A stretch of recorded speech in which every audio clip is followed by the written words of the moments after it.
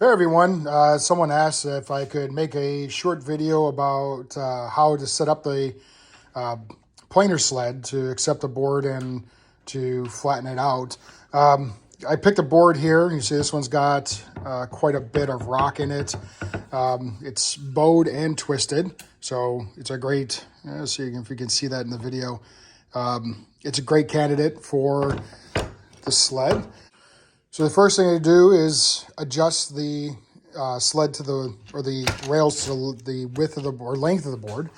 And I just loosen up these knobs here and slide it into place.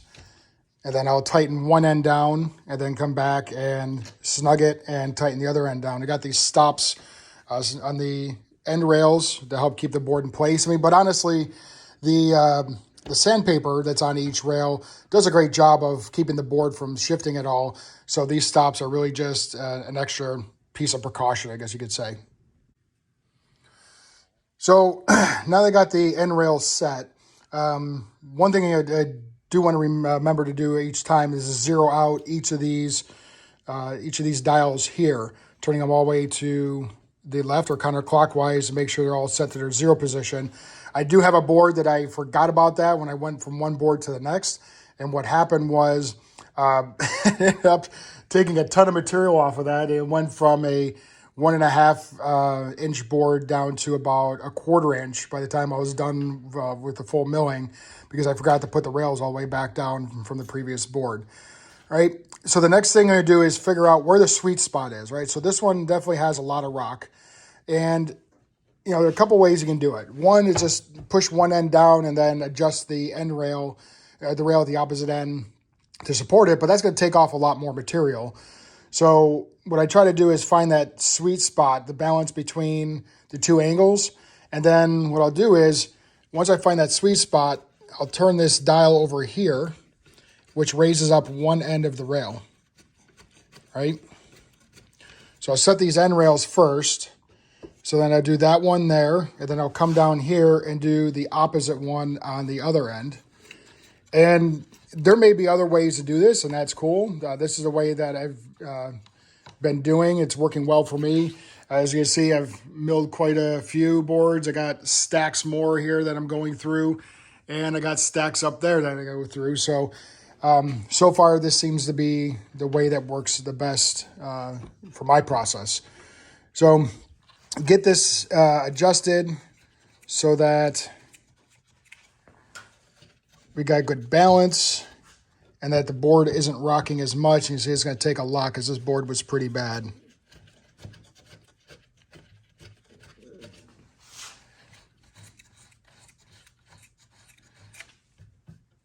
That's almost there. So maybe a little bit more on this end and another twist on this end. Now, this is pretty solid. It's not rocking anymore. And it looks like it's relatively even. Of course, it's a twisted board, so it's not going to be very even. But I'm not getting any more rock out of the ends.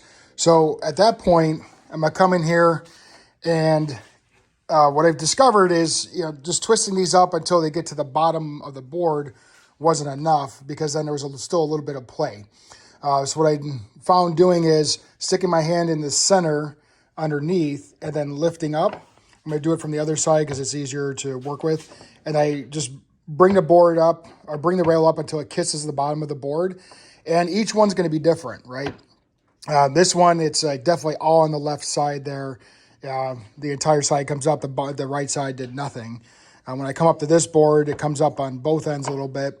But what I like about this design is that I can adjust both. And then I can also look at the bottom of the board to see if there are any spots that need more support than others.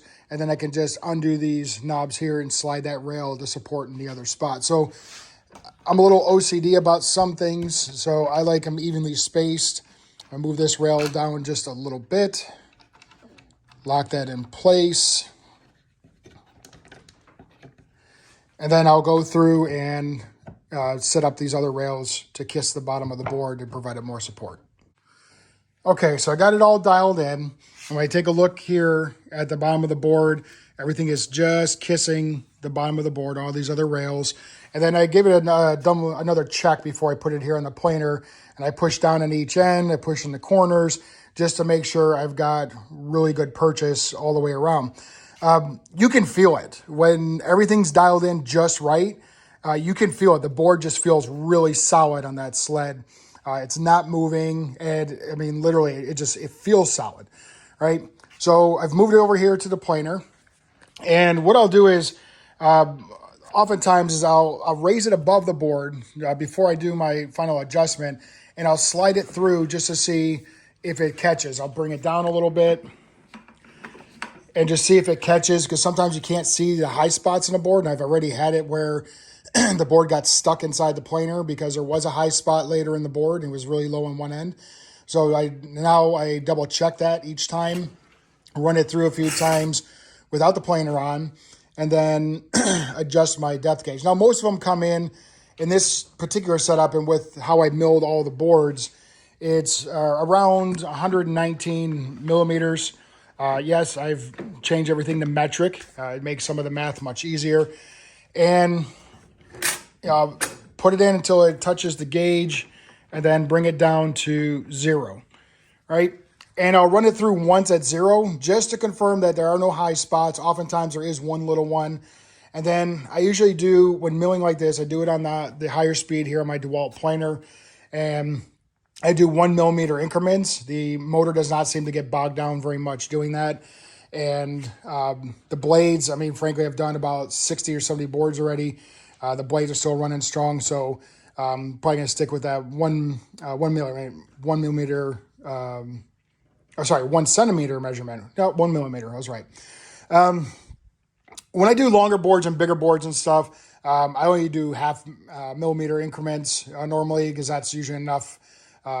With the motor, you can hear it start to struggle a little bit if I do anything more than that. So I'm going to stop this video here, and then I'm going to run it through the planer.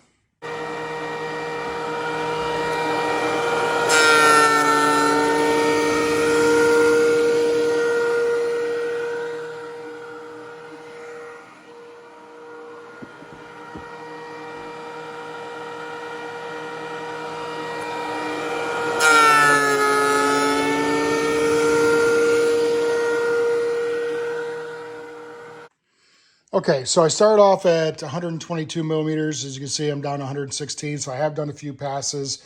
Initially, it was only catching here at this end of the board, but by the time I got down to about 18 millimeter or 118 millimeters, it started catching at the other end.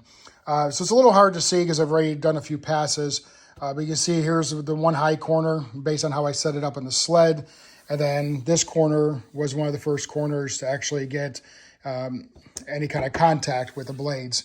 So you can see here, it's really just correcting across that twist in the board. So I'll run it through a couple more times until I get smooth surface on everything that I want to retain. Obviously down to this end, I'm not as worried about it because I'm probably going to cut this off later on with a cross-cut sled. So I just want to get the majority of the board smooth. Then these stacks over here are all boards that have already gone through on the sled. Stack them up, and then I'll flip them over later. I mark each one with the measurement that was on the gauge when I did the last pass through. And then I put them in batches, like 112 millimeter, 116 millimeter, 122 millimeter, whatever it was at the final pass through. I keep them in stacks and bunches. And then I take that bunch, I bring the planer back down, and I run them through, flip them over, and then run them through for their final phase. So hopefully this is informative. Hopefully it helps, gives you a little bit idea on how this thing works. I already came up with a few ideas on things I want to do to modify. I'm going to redo these blocks. Long story short, I made some mistakes when I was making them, so the holes are bigger than they need to be. So I want to redo these rail blocks. And while these laminated bolted birch ply rails are pretty strong and they don't flex a whole lot, I'm just really not happy with how they turned out. So I'm probably going to switch over maybe to some ash or some oak scraps I got here and remake the rails out of a solid piece of wood rather than laminated ply, just to get a little bit more strength and eliminating more flex that's in there. Just fine tuning. Other than that, happy with the dials and the design of those. The sled itself is all Baltic birch. As you can see, all the layers in there, so it's nice and stable and solid. This is all just scraps I had from previous projects, and these are even blocks down here, blocks of scraps. So all of those, they all are the same thickness, so it all works well. And then I had some T-track left over, and that's what everything else connects to. So that's this router sled. Hope you enjoy.